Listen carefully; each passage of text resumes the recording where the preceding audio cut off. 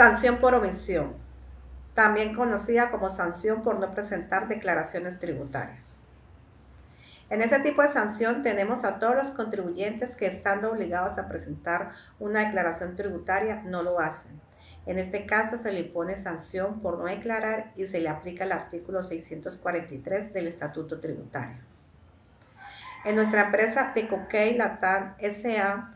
tenemos el ejemplo de la sanción por no presentar el impuesto a las ventas. Dicha sanción puede llegar a ascender al 10% de los ingresos brutos que figuran en la última declaración presentada. Pero existen también por omisión mucho más onerosas, como las que se le refieren a la declaración de impuesto de la riqueza, donde la administración puede imponer sanciones del 160% del impuesto determinado, tomando como base el valor del patrimonio de la última declaración de renta. Sanción por extemporaneidad. Se entiende como el emplazamiento para declarar en el acto administrativo que profiere la DIAN, mediante el cual emplaza y solicita al contribuyente que presente la declaración tributaria después del vencido plazo. En esta situación, el contribuyente debe calcular y asumir una sanción por extemporaneidad que incrementa el saldo a pagar en su declaración.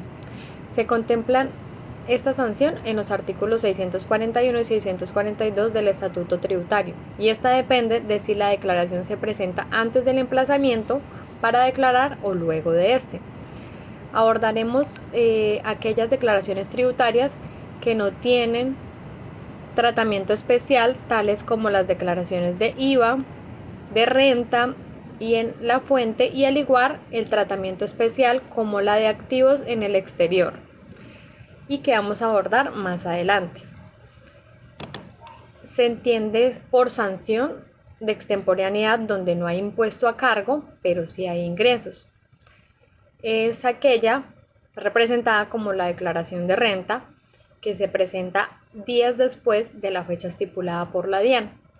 En este caso se van a tomar en cuenta los ingresos brutos obtenidos en el año por el factor multiplicado 0.5 y los meses de fracción de extemporaneidad, que es el 5.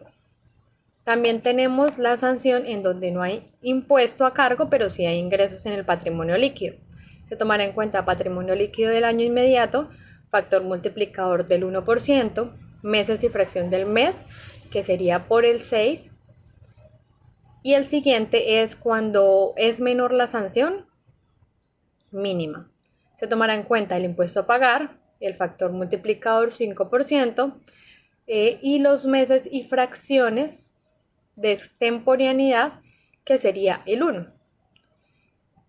Damos a entender que si nos retrasamos en los pagos y en las presentaciones de nuestras declaraciones, ya sea de renta, de IVA y otras, pues vamos a tener una sanción equivalente a nuestros ingresos, patrimonios y otros.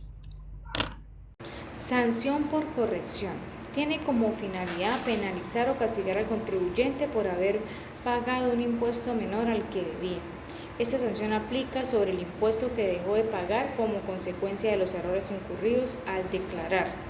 La sanción por corrección será el 10% mayor valor a pagar o del menor saldo a favor, siempre que la corrección se haga después del vencimiento del plazo para declarar y antes de ser emplazado o requerido para corregir por la parte de la DIAN, y el 20% del mayor valor si se realiza después del emplazamiento. Entonces, según el artículo 588 del Estatuto Tributario, los contribuyentes pueden corregir sus declaraciones tributarias dentro de los 3 años siguientes a la fecha del vencimiento, pero deberán liquidar una sanción por corrección de acuerdo con el artículo 644 del Estatuto Tributario, aunque existen unos casos especiales donde no habrá sanción por estas correcciones.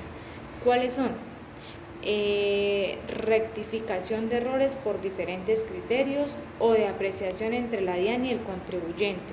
Esto puede ser debido a la interpretación de la norma que le sea aplicable, y que esta corrección genere un mayor valor a pagar o un menor saldo a favor, para la cual el contribuyente deberá presentar la declaración y explicar las razones en las cuales se fundamenta. Otro caso sería cuando la sanción no modifique el impuesto a pagar o el saldo a favor.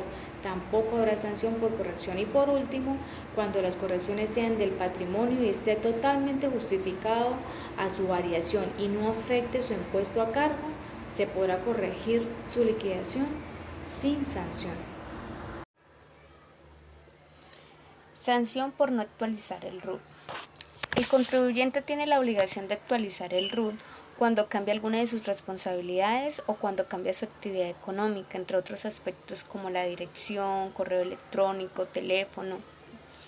Por ejemplo, cuando es responsable del IVA o pasa a ser responsable a no responsable, o cuando adquiere calidad de agente de retención. Cuando el contribuyente también se rige al régimen especial cese. Todas esas cosas tenemos que tenerlas muy en cuenta porque si no se impondrá una multa equivalente a una VT por cada día de retraso en la actualización de la información del RUT. Cuando la desactualización del RUT se refiere a la dirección o actividad económica del obligado, la sanción será de 2 VT por cada día de retraso en la actualización de la información. Ejemplo, donde yo laboro actualmente, hicieron una auditoría interna y como tal la declaración de renta del 2021, los saldos no coincidieron. Entonces fueron los de la DIAN a visitarnos, a indagarnos, a saber qué había pasado, realizamos el acta, sí efectivamente fue una equivocación con los saldos y tras de eso ellos buscaron más cosas, como que también se dieron cuenta que las cuentas de cobro de los prestadores de servicios no tenían los soportes de la seguridad social y todo eso aumentó la multa de la sanción. Entonces, para tener en cuenta que también todos esos soportes son importantes porque son válidos para la DIAN, esa es nuestra evidencia.